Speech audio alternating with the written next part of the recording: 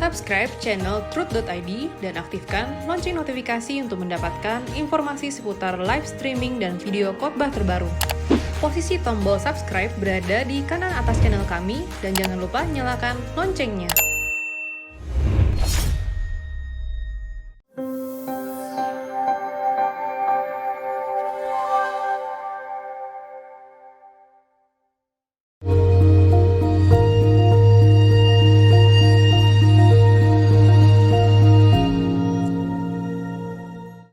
Kita kembali masuk Anda bertanya Alkitab menjawab di episode 166 ya, dari ibu rumah tangga usia 45 tahun di Kalimantan Tengah, Palangkaraya. Nomor telepon 0853 506 dan seterusnya. Salam Pak, saya berasal dari Kalimantan Tengah, Palangkaraya. Saya seorang ibu rumah tangga usia 45 tahun. Dulu sebelum saya bertobat, saya pernah kawin dan punya anak 2. Menginjak usia perkawinan kami 10 tahun, kami bercerai karena saya tidak tahan. Suami suka mukul dan penjudi, dan sekarang saya kawin lagi dengan laki-laki lain dan punya anak 1.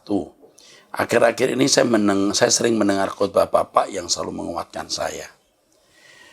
Yang menjadi pertanyaan saya, Pak, apakah saya layak menerima pengampunan dari Tuhan mengingat kasus saya 2 kali kawin?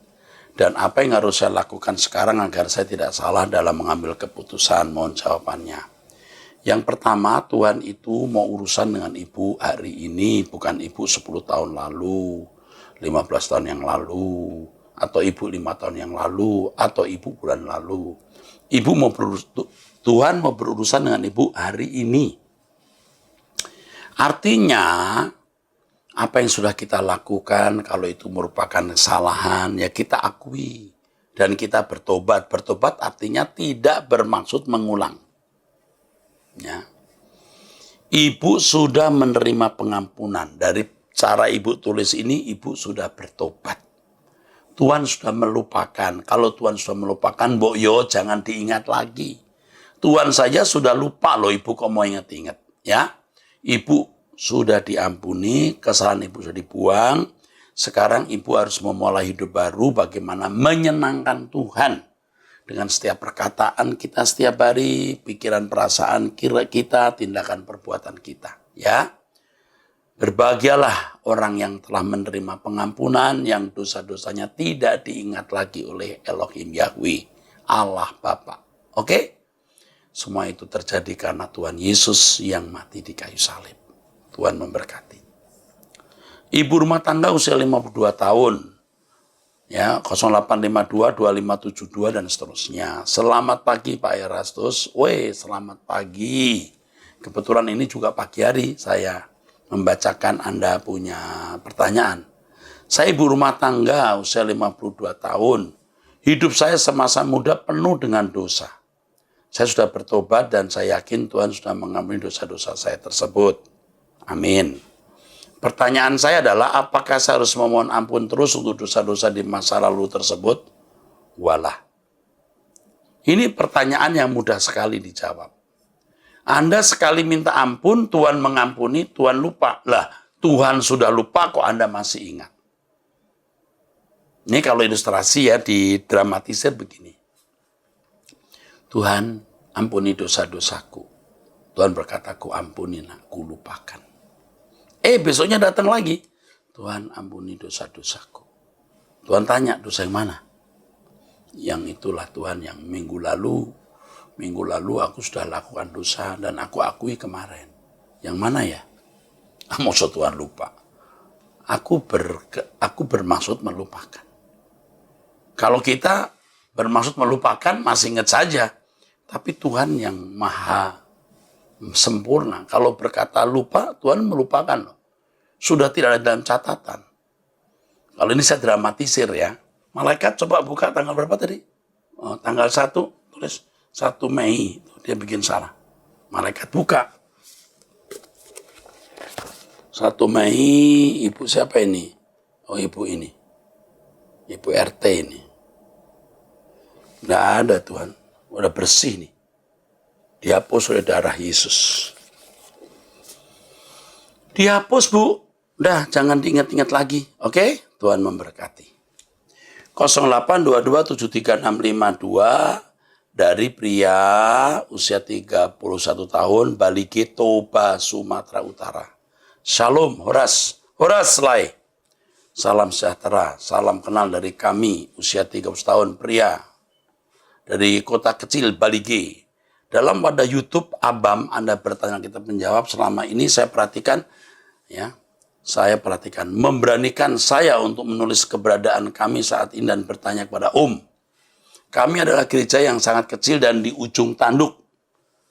Maksudnya apa ini? Sebelumnya almarhum ayah saya adalah gembala. Seiring proses pelayanan jatuh kepada saya bersama istri yang sangat saya cintai. Kami bergumul untuk tetap membuka gereja dan nyaris tinggal saya sendiri dan jemaat. Sekaligus pelayan di gereja. Tinggal saya sendirian, jemaat sekalian pelayan di gereja. Melalui pengajaran Alkitab dari Om lewat media sosial, saya dengarkan mempengaruhi gairah saya. Tapi saya akui saya jatuh bangun dan kebanyakan gagal. Lewat proses kehidupan yang saya alami, saya memilih menderita walau berat dan sukar jalannya. Ini lagu saya nih, kalimat ini. Dan sukar, walau berat dan sukar jalannya. Om baru-baru ini ayah saya meninggal dunia karena mengalami pecah pembuluh darah otak disebabkan mendengar berita kalau Ibu To saudari saya selingkuh dengan karyawannya. Kami berusaha untuk menegur mereka dan melakukan pendekatan malam menjadi berdoa depan gereja saat kami ibadah. Rumah mereka dekat gereja. Maafkan saya Om, saya bodoh terpancing siasat setan dan akhirnya saya dan abang saya nyaris dipenjarakan karena berkelahi dengan selingkuhannya dan tidak ada sama sekali belas kasihan dari saudari saya beserta polisinya. Om, saya sedih karena kasus itu ayah saya meninggal dunia. Sisa jemaat 2 kakak. Abang saya patah semangat dan istri saya kepahitan dan saya kalah. Pertanyaan saya, apakah saya benar dipilih untuk melayani gereja ini? Ataukah sayalah penghambatnya? Karena menurut ayah bukan saya yang dipromosikan tapi abang saya. Karena pekerjaan saya adalah pengecer telur ayam di kedai-kedai. Ya kalau memang abang, kenapa nggak diberikan ke abang saja? Tapi kalau abang tidak mau, Anda tetap di situ mendukung abang. Tidak jadi gembala tidak apa-apa. Menjadi wakil gembala atau pengerja. Tapi yang jelas menurut saya gereja itu harus dipertahankan. Walaupun tinggal 2 kakak, enggak apa-apa, bikin aja sel group sedikit-sedikit. Lalu ikuti suara kebenaran yang Om sampaikan, yang saya sampaikan. Ngerti? Lai? Nak? Apa yang saat ini bisa saya lakukan Om? Padahal saya sudah jatuh dan sangat susah bangkit adalah belum menemukan Bapak rohani yang cocok dengan pengajaran Alkitab yang logis seperti yang Om miliki. Kamu ini orang yang dipilih Tuhan untuk mengerti kebenaran. Nanti saya suruh staf saya yang orang Batak, yang cinta Tuhan, yang dewasa rohani, untuk membimbing kamu. Ya, Lai? Nanti saya suruh. Apakah Bang Robson, apakah Bang Yudika, atau apa, ya? Apakah Om bisa membantu kami untuk mentoring pelayanan ya Om? Karena saya kurang punya apa-apa pengalaman pelayanan. Saya segan sekali karena beda gereja begitu. Tidak masalah. Tetaplah di gereja sinode Anda. Kami akan mementor. Kami akan membimbing. Tidak usah harus mesti pindah ke gereja suara kebenaran Injil. Tidak harus. Yang penting Anda manusianya yang diubah dan jemaat dipulihkan. Nanti di surga Tuhan nggak tanya kita dari denominasi mana. Ya, oke, Yesus kita sama. Tapi pengenalan yang beda. Ya, jangan berpikir kalau gereja A, Yesusnya lebih gemuk dari Yesus satu yang lebih kurus. Yesusnya sama, cuman pengenalannya yang beda. Harus lebih mengenal dia. Mohon maaf Om, surat ini panjang sekali, nggak dibaca di YouTube juga tidak apa-apa. Saya baca. Titip salam untuk Pak Wiknyo, Tanto juga Om. Salam kenal, saya sudah kenal Om khotbah Om dari tahun 97. Kalau nggak salah masih bentuk kaset. Tape khotbah akhir zaman, saya masih anak kecil. Oh masih kecil. Aku senang melihat pembicara GSKI semuanya keren, ada keren gitu. Pasti Bapak di surga bangga melihatnya. Amin. Terima kasih sudah membaca saya Om. Sudah membaca ya Om Eras. Bapak di surga memberkati keluarga. Oke, ini harus dilindungi. Lainnya harus dilindungi. Usia 30 tahun. Lebih muda dari saya 20 tahun. Oke. Holong do horaku. Ya. Tolong horaku. Di bagasan Tuhan. Holong do horaku tuho di bagasan Tuhan. Oke. Terima kasih. 0819 1511 5 dan seterusnya. Salam Pak Eras. Langsung aja ya Pak, karena ceritanya panjang. Saya seorang ibu dari 2 anak yang cukup bermasalah. Adalah anak sulung kami yang usianya sekarang 20 tahun. Sudah mengaku agnostik. Nah ini masalah kalau sampai terkena filosofi yang Tuhan tidak berkenan ini. Ini dunia kita ini memang sudah rusak banget. Ya. Ini satu hal yang memang menyedihkan ya.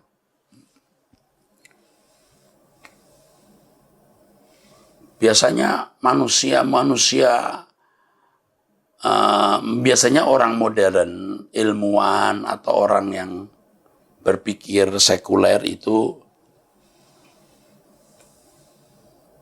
tidak percaya adanya hal-hal yang bersifat rohani atau yang tidak bisa diverifikasi ala sains, yang tidak memiliki dasar rasio. Jadi Tuhan atau dewa atau ilah atau hal yang mistik itu atau hal yang supranatural yang dianggap tidak memiliki dasar logika itu dianggap tidak ada atau tidak perlu ada, ya. Ini sayang ya. Bisa begitu ya, tapi tidak apa-apa. Kita akan berjuang untuk mereka. Anak cowok saya ini waktu masih kecil rajin sekolah minggu, begitu SMP kelas 2 mulai mempertanyakan Tuhan dalam hidupnya. Dia pahit sekali sama Tuhan, Pak. Ada masalah sedikit saja Tuhan yang selalu disalahkan. Saya tidak tahu. Anak ini bergaul dengan siapa? Anak ini melihat apa dalam diri ibu dan suami, ya. Anak ini melihat apa dalam hidup keluarga dan anak ini mendengar apa dari orang lain. Anak saya berhenti sekolah S2 SMP, Pak. Dia memang kritis sekali. Dia tidak menyukai pendidikan di Indonesia. Dia banyak belajar dan baca dari dunia internet. Jadi kita ikutkan sekolah paket biar ada ijazah SMP. Oh iya, Pak. Dia dulu keluar sekolah karena kalau tertekan dengan keadaan yang dia tidak suka, dia sering pingsan di sekolah. Oh, kita periksakan dan disarankan rekam otak sudah 2 kali di rumah sakit yang berbeda hasilnya sama. Yaitu otak anak saya aktif bahkan saat tidur. Oh, pantesan dia pintar ya.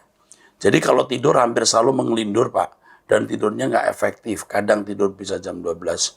Bisa 12 jam sehari, kadang cuma 4 jam. Tergantung suasana hati. Waktu SMA, dia coba kuliah di psikologi di Surabaya. Kami tinggal di kota kecil. Karena ingin tahu tentang dirinya, tapi akhirnya dia disarankan untuk tidak lanjut kuliah karena ada percobaan bunuh diri. Dan itu di-upload di IG-nya. Di IG-nya. Tahun lalu dia coba masuk ke sastra Inggris di Jogja karena memang fasih berbicara bahasa Inggris. Kembali dia gagal lanjut, Pak, karena kita cabut setelah ada rencana bunuh diri seperti di Surabaya. Oh ya, Pak, selama di Jogja, papanya temani terus, Pak, selama 1 bulan di kos. Suami saya nggak sanggup karena saya sering pingsan dan merencanakan bunuh diri. Waduh. Kita masukkan ke rumah pemulihan setelah berkonsultasi panjang lebar dengan pemiliknya. Kita masukkan ke sana tanpa pemberitahuan dan dia di sana 6 bulan. Setelah itu kita ambil dan malah makin kepahitan lagi sama pendeta dan Tuhan. Saya dan suami kewalahan, Pak, meladeni omongannya anak saya dan tidak pernah puas dengan jawaban kami. Sudah coba berkonsultasi dengan psikiater 1 kali dan psikolog 2 kali, tapi nggak ada hasilnya, Pak. Saya dan suami sudah berdoa selama 8 tahun, Pak, dan berpuasa juga. Sudah pernah saya ajak ke satu pendeta dan satu penginjil yang saya kenal supaya dia bisa cerita tentang unek-uneknya dan bertanya-tanya juga. Tapi menolak, Pak. Saya sampai kadang putus asa, Pak, dengan pandangan yang makin sekuler itu. Kalau adiknya perempuan sih umur 16 tahun tetap rajin beribadah. Mohon sarannya, Pak, bolehkah dia saya ketemukan dengan Bapak supaya dibina, Pak, dengan sabar. Supaya dibina, Pak, dengan sabar. Anak saya sebenarnya suka berdiskusi juga kok, Pak. Komunikasi baik dalam hal ini. Begitu menyangkut Tuhan, saya sekarang komunikasi baik dalam hal lain. Begitu menyangkut Tuhan, saya sekarang diam saja, Pak. Itu bagus. Ibu jangan ngomong soal Tuhan lagi. Saya khawatir anak ini kurang kasih sayang yang tulus. Ibu jangan menuntut dia sembuh sampai dia merasa tertekan karena tuntutan untuk sembuh itu. Ibu mau, bapak mau, ibu dan suami maksud saya mau dia sembuh. Tapi jangan ngotot sampai malah menjadi tekanan. Dan ibu mengandalkan cara-cara dan kekuatan yang bisa dilakukan ibu. Tapi kurang benar-benar bergantung kepada pertolongan supranaturalnya Allah. Karena anak ibu juga orang agnosticism, orang yang tidak percaya hal-hal yang tidak masuk logika. Jadi ibu jangan bicara soal logika kepadanya kalau tidak logis. Ya, Tuhan yang enggak logis. Apalagi anak ibu ini kepahitan. Tuhan pun disalah-salahkan. Ini sudah berat ini. Sekitar 3 bulan lalu anak saya pernah menunjukkan foto bapak ke saya sambil mengatakan ke saya, kenapa pendeta ini kelihatannya tidak disukai orang-orang? Tapi I don't care. Setelah itu nggak pernah cerita lagi. Itulah mengapa saya pagi ini teringat Pak Eras dan ingin konseling. Kenapa pendeta ini kelihatannya tidak disukai orang-orang? Ya saya juga nggak tahu kenapa. Ya nggak tahu deh. Mohon bantuannya Pak Eras, saya rindu anak mengalami perjumpaan dengan Tuhan. Oh ya Pak, dia pernah 3 hari nggak makan minum supaya mati saja, tapi akhirnya mau makan setelah lemas dan kita bujuk. Temannya online banyak, tapi yang di dunia nyata nggak ada yang dekat.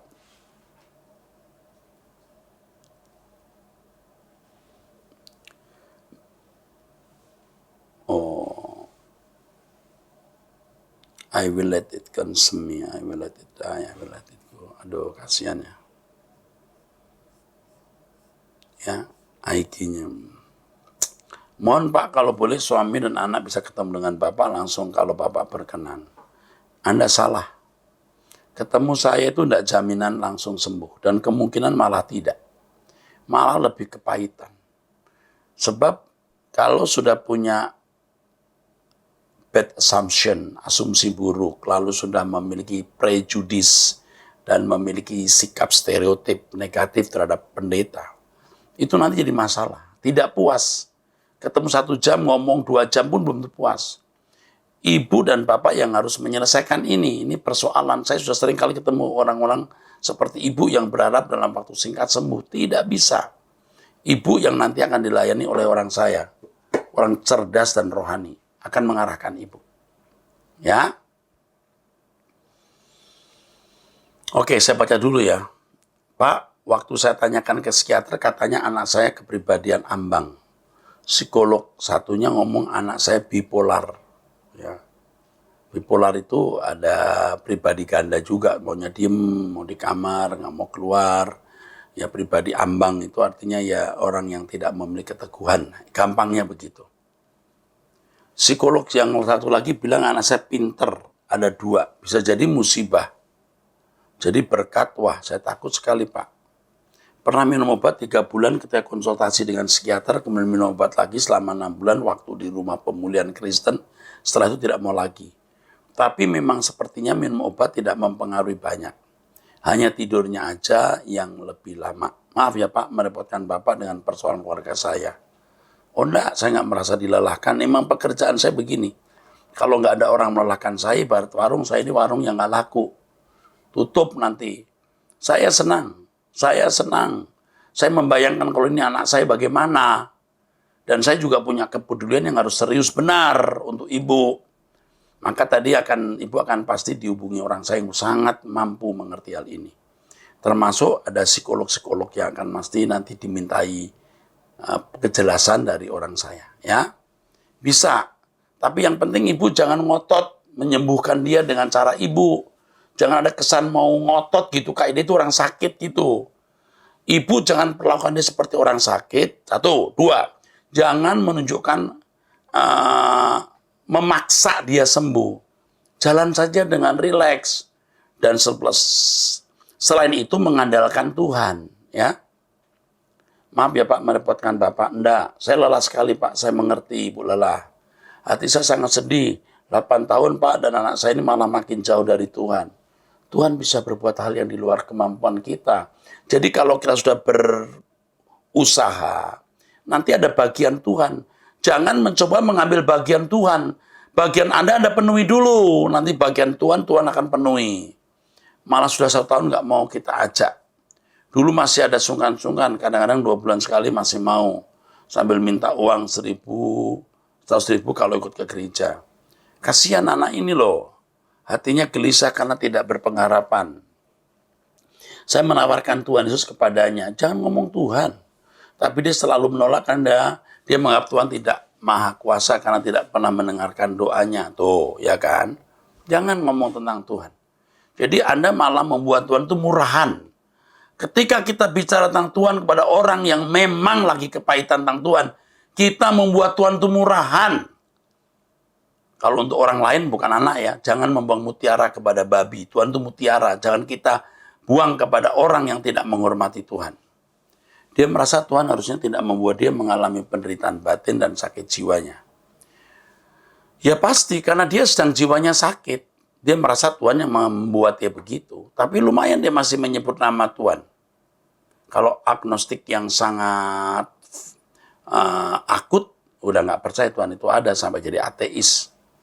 Dia ingin dijumpai Tuhan secara langsung kalau memang Tuhan itu ada. Oh bagus, bagus, bisa ini. Bisa.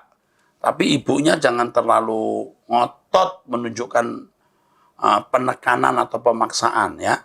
Supaya dia sembuh, Tuhan akan menolong.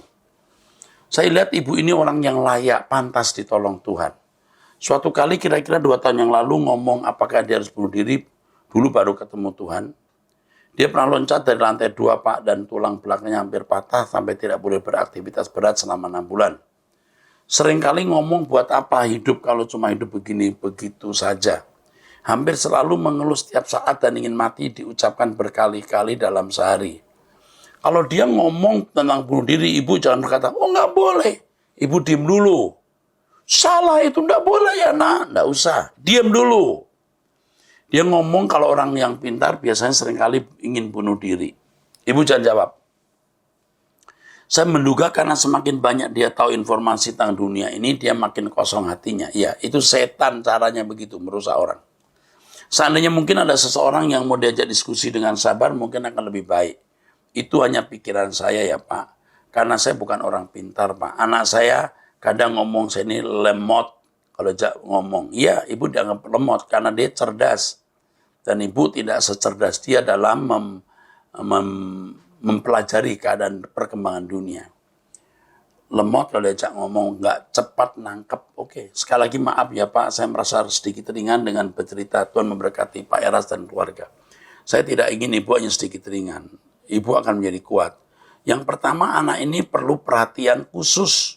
Kasih sayang khusus, tetapi tidak harus kelihatan terang-terangan. Justru ketika ibu memperhatikan dia secara berlebihan, dia terintimidasi. Dia terintimidasi, apalagi kalau sudah ada usaha seakan-akan dia orang sakit yang harus sembuh. Dia terintimidasi. Itu salah loh Bu. Nah ibu jangan banyak ngomong, tapi tunjukkan kasih yang tulus. Dia tidak bisa lawan menghadapi orang yang lemah lembut kasih. Sampai dia berkata, yang kubutuhkan hanya mama. Oke, dia nggak butuh Tuhan.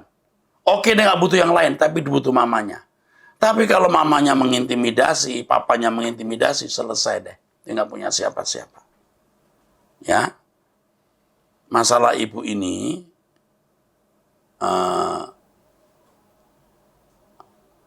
menjadi berkat bagi orang lain. Jadi yang lain juga bisa mendengar, lalu jawaban-jawaban saya bisa dipetik ngadapin anak yang over begini, tidak boleh kita ikut over. Oke? Nanti akan dihubungi oleh staf kami untuk ibu khusus. Ya, oke. Kami ikut memikul beban ibu. Sejauh yang bisa kami lakukan.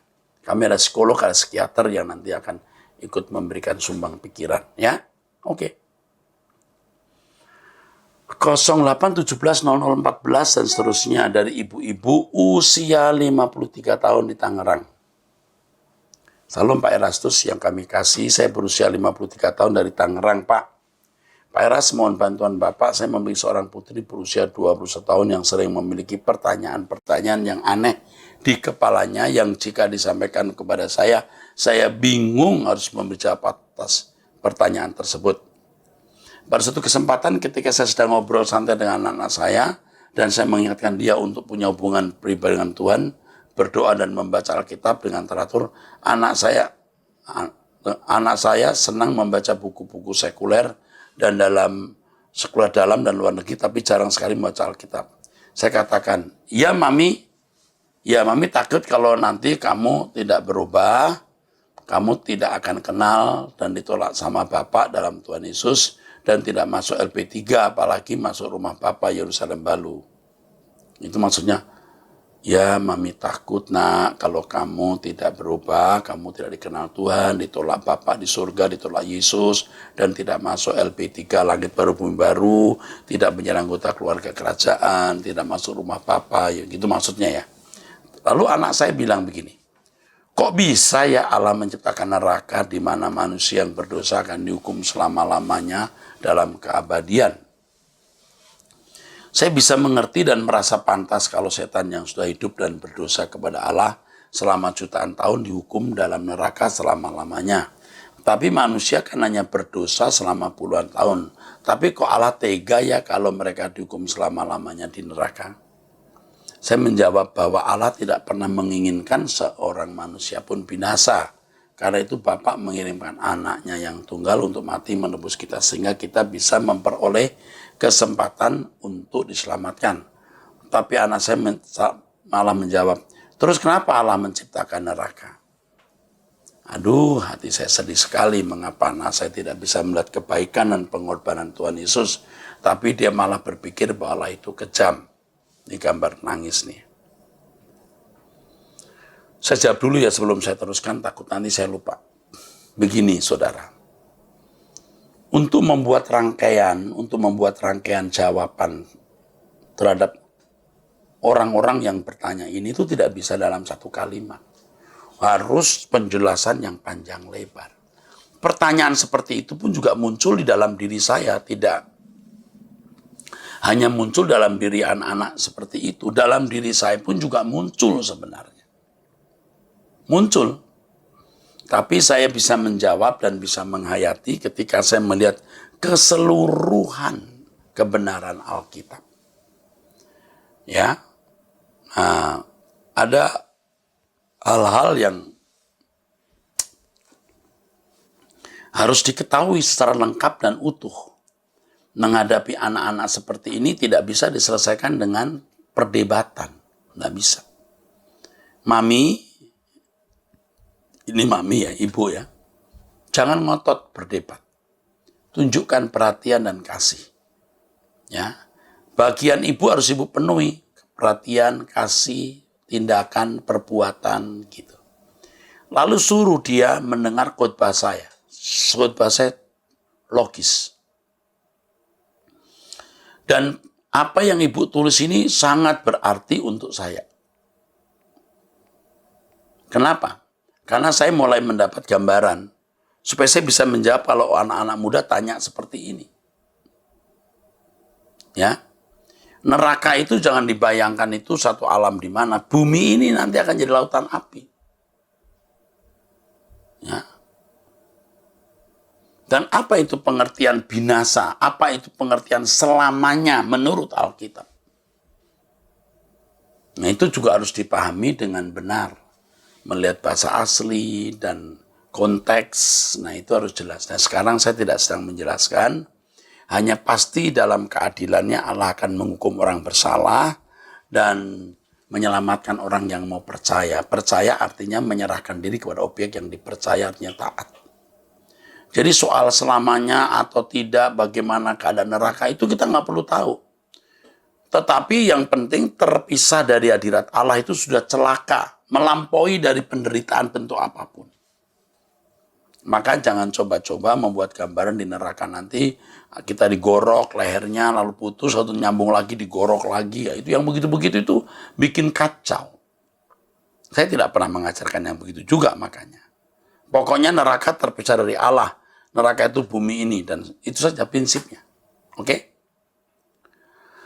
Apa yang salah dalam cara suami dan saya dalam mendidik anak? Mungkin tidak salah, Bu. Dunia lebih kuat menguasai anak-anak kita. Dan kita memang sejak dini kurang kuat, kurang strict, kurang tegas membawa anak-anak kita kepada Tuhan. Tapi sudahlah, yang masa lalu tidak perlu kita pikirkan. Dari anak kami masih kecil sudah diajarkan untuk berdoa dan baca Alkitab, tapi dia sering malas dan banyak alasannya. Ya, pasti juga alasan mengapa dia malas. Banyak mainan misalnya. Suasana hadirat Allah tidak kuat dalam rumah misalnya. Iya. Saya juga punya anak-anak, Bu. Anak-anak. Anak-anak saya juga punya game, punya mainan, juga bergaul dengan teman-temannya di sekolah. Sama. Yang dulu juga anak saya pernah meragukan. Jadi pendeta itu. Dia berkata kepada istri saya, kenapa mama menikah dengan pendeta? Itu berarti ada kecurigaan terhadap saya. Tapi sekarang dua-duanya jadi pendeta. Bisa ya? Oh, ini saya tidak menyamakan. Tapi saya berjuang bagaimana hidup saya tanpa perkataan mempengaruhi anak saya. Salah satu buku hariannya yang dia tulis, dia berkata, Papa saya tidak mengajari saya berdoa. Papa saya tidak menyuruh saya berdoa. Secara keras maksudnya. Tetapi jam 2, jam 3 pagi ketika saya meminjam toiletnya, saya melihat dia berlutut. Dia melihat papanya berlutut. Itu. Ya, oke, kita nggak boleh samakan, tapi ini pengalaman hidup saya. Padahal suami saya dan saya sedang terus berjuang supaya kami bisa mengalami perubahan kodrat dan berkenan di hadapan Tuhan. Saya tidak menjanjikan, Bu, tapi kalau Ibu serius seperti ini, dia nggak jauh dari kerajaan surga. Kalau Ibu mengasihi Tuhan dengan segenap hati, Tuhan mengasihi orang yang Ibu kasih. Kami tidak mau banyak bicara dengan dan berdebat dengan anak kami, tapi berharap dia dapat melihat keterangan hidup kami berdua. Bagus. Kami rindu supaya kami bertiga bisa sama-sama masuk rumah Bapa atau paling tidak ke LB3. Bagus. Saya sering sekali mendengar banyak khotbah-khotbah Bapak setiap harinya dan saya sering juga meminta anak kami untuk ikut mendengar. Dia kadang mau mendengar tapi dia bilang khotbah Om Eras bagus tapi saya bosan karena yang dibahas sama terus. Bukan sama. Sama betul, tapi kedalamannya beda. Saya sangat sedih dengan keadaan anak saya ini. Saya perhatikan yang bicara bukan hanya anak-anak. Orang sekitar saya pun juga ada yang berkata begitu. Akhirnya di antara mereka meninggalkan saya. Tapi makin banyak orang juga ikut saya dan makin banyak orang yang setia juga. Tidak pernah berkata sama, enggak. Makin dalam. Maka jangan hanya pakai rasio, pakai naluri juga, pakai perasaan, pakai pikiran. Pikiran roh, bukan hanya pikiran daging kita. Kalau pakai pikiran daging akan berkata sama saja. Dan orang begitu rata-rata sombong. Ya sombong. Bahkan seandainya yang saya sampaikan sama pun juga harus terima. Seandainya persis. Anda sudah lakukan belum? Pak, mohon saran dan petunjuk Bapak apa yang harus kami perbuat dalam menghadapi anak kami. Terima kasih. Tadi saya katakan jangan banyak ngomong, udah benar. Jangan mengintimidasi dia. Ayo ke gereja, jangan maksa. Sekali-kali boleh. Tunjukkan kasih, perbuatan, keagungan, kewibawaan anak Allah. Kalau Anda debat-debat, kewibawaanmu malah rusak. Tunjukkan kewibawaan dan itu prinsip. Ketika dia melihat prinsip kokoh kuat dari orang tuanya, dia akan bertanya, apa yang membuat papa mama saya begini? Saya belum pernah ketemu langsung Presiden Soekarno. Dan saya bukan orang politik. Dari kecil juga saya tidak terlalu memusingkan politik. Tetapi orang tua saya pecinta Soekarno. Presiden Soekarno. Saya setelah dewasa, saya cinta Soekarno loh. nggak ada urusan dengan Pak Karno, Presiden Soekarno, tapi saya cinta dengan Presiden ini. Kenapa? Nggak tahu, karena papa saya sayang Presiden Soekarno. Saya ikut sayang gitu saja. Lakukan itu. Ibu sayang Tuhan Yesus, anakmu akan ikut sayang Tuhan Yesus. Tunggu waktunya. Ibu usahakan menjadi teladan contoh yang baik. Ibu berubah, ibu mencintai Tuhan. Bagian yang ibu harus penuhi. Dan bagian yang Tuhan harus penuhi, dia akan penuhi. Tuhan memberkati.